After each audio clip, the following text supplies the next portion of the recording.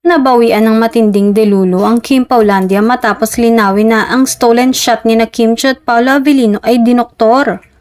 Nag-viral ang photo ni Kim at Paolo habang naglalakad sa loob ng airport sa Cebu. Ito yung sinasabing pauwi na raw ng Manila ang dalawa mula sa shoot ng kanilang sering The Alibay. Unang lumabas ang larawan na sabay na naglalakad ang Kim Pao pero hindi magkadikit ang kanilang mga katawan. Tulak ni Paolo ang mga maleta nila ni Kim at si Kim naman ay bitbit ang kanyang daladalang bag. Nagliwanag ang mundo ng buong Kim Paulandia sa tinawag nilang bagong ayuda mula sa kanilang iniidolong love team. Matapos ang ilang oras, lumabas uli ang parehong larawan pero makikitang magka-holding hands na sina Kim at Paolo.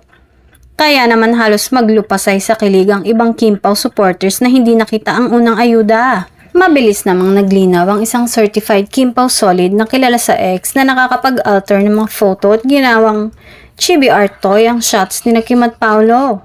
Samantala, kahit naman umano edited photo yon ay may una nang lumabas na video na magkahulingan sa dalawa bago mag-take ng bagong scene. Iyon umano ay sapat ng ayuda para sa mga fans.